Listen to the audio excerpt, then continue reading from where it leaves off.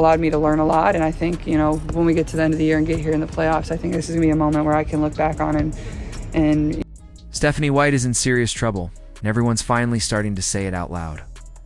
What started as whispers across social media and subtle tension in post-game press conferences has now exploded into full-blown outrage. Because what's happening to Caitlin Clark isn't just a coaching decision, it's sabotage. Strategic, deliberate, and public sabotage by a head coach who either doesn't understand what she has or simply doesn't care. From the very moment Stephanie White took over as head coach of the Indiana Fever, her intentions were clear, and they didn't include building around Caitlin Clark. Instead of embracing the player who single-handedly elevated the WNBA's profile overnight, White drew a line in the sand. And on the other side of that line was Kelsey Mitchell. That's the truth. You can see it in the rotation, the shot distribution, the media narratives, and most importantly, in Caitlin Clark's own face every time she's told to stand in the corner like a decoy. Stephanie White didn't just bench a player, she benched a movement. She silenced the league's most important voice. And in doing so, she may have lit the fuse that burns the whole thing down. Let's rewind. Clark enters the WNBA not as a rookie, but as a generational event. She's not just a player, she's a revolution. Record-breaking NCAA performances, logo threes that made jaws drop, the vision of the game that felt decades ahead of her peers. Everywhere she went, arenas sold out. Cameras followed. Kids wore her jersey. Women's basketball finally had its superstar crossover icon, someone who could bridge audiences, crush ratings, and turn middle-of-the-road franchises into primetime content. And what did Indiana do with her? They gave her a clipboard and told her to wait her turn. Stephanie White came into the season with big words: transition offense, high tempo, player development, but those promises faded fast. Instead of playing to Clark's strengths, White implemented a slow, half-court motion system that would have been outdated 5 years ago, let alone in a league desperately trying to modernize. While fans begged to see Caitlin Clark run the floor, let it fly and dazzle like she did in college, White clipped her wings. And instead, handed the offense to Kelsey Mitchell, veteran with undeniable skills, but also a track record that spoke volumes. 8 years in the league, no major playoff runs, no signature moments, no real legacy. And suddenly she's the face of the offense? Clark was forced into a secondary role, told to be a playmaker when she's hot, told to pass the ball when she's not. She was discouraged from taking deep threes, the same shots that built her legend. And when she dared to pull up from the logo and hit 3 straight daggers in 38 seconds against the Liberty, what did her coach do? Nothing. No smile. No fist pump. Just folded arms and a stone-cold expression like Clark had done something wrong.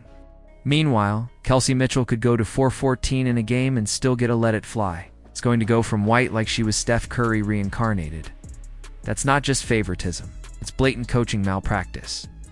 Clark revealed that reality on the Sue Bird podcast, confirming what fans feared: White doesn't want her shooting if she misses early. Imagine telling one of the greatest shooters in NCAA history not to shoot. Imagine telling Michael Jordan to pass more, Steph Curry to drive to the rim. It's insulting. It's stupid. This isn't about developing players. It's about controlling them. White's system is designed to take the ball out of Clark's hands and place it firmly in the hands of her chosen core. Aaliyah Boston in the post, Kelsey Mitchell on the perimeter, Natasha Howard taking mid-range jumpers like it's 2003, and Clark. She gets to space the floor and hope the ball finds her. At every turn, Stephanie White has minimized her, not just as a scorer, but as a leader. And the worst part, you can feel Clark hesitating, second-guessing, wondering if she's even allowed to do what she does best. That's not development, it's psychological shackling. Let's talk about the fans for a second. The WNBA is currently experiencing its highest attendance surge in history. And that didn't come from a redesigned logo or a new marketing slogan. It came from Caitlin Clark. Period. Fans are flying across the country, across the globe to see her play. They're lining up hours before games. They're selling out arenas that couldn't even fill half the lower bowl last year. The Caitlin Clark effect is real. It's measurable. It's historic. So imagine how those fans feel when she's told not to shoot, not to lead, not to shine. It's more than frustration. It's betrayal. These aren't just spectators. They're believers. They came to see Clark unleashed. Instead, they got Clark silenced. Even the media is starting to take notice. Reporters are asking more direct questions. Commentators are raising eyebrows. Why is Clark being iced out of the offense? Why are there vague injury updates every other week? Why can't Stephanie White answer basic questions about the health of the league's most important player? And if you think that's just incompetence, think again. Because there's a growing belief among fans and insiders that this isn't just poor coaching, it's strategic sabotage. That Stephanie White was hired not to elevate Clark, but to neutralize her, to make her fit in instead of stand out. The old guard doesn't like change. It doesn't like when power shifts. Caitlin Clark is a power shift. She's a franchise on her own, a brand bigger than the team she plays for, and that makes people uncomfortable. People like Stephanie White. Because let's be honest, this were the NBA, and a rookie came in and tripled the league's ratings. Broke records and put butts in seats every night. No coach would dare sideline him. No coach would bench LeBron James in his rookie year to prove a point. They'd build everything around him. They'd give him the keys and say, take us there.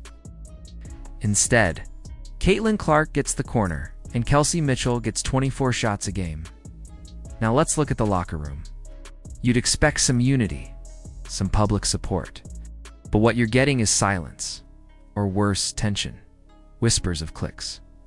Players making subtle jabs in interviews. Caitlin Clark not present at certain team events. This isn't a united front. This is a fractured locker room, pretending everything's fine while the foundation cracks beneath them. And what about the front office? What are they doing? Nothing. They watched Caitlin Clark single-handedly turn Indiana into a national brand. She sold out preseason games. She brought ESPN cameras to practices. She changed the economic future of the franchise, and they rewarded her by giving her a coach who doesn't want her to be herself. It's baffling, Stephanie. White was handed a generational talent, and instead of building around her, she built a system designed to suppress her. She slowed the pace. She filled the roster with veterans who can't keep up.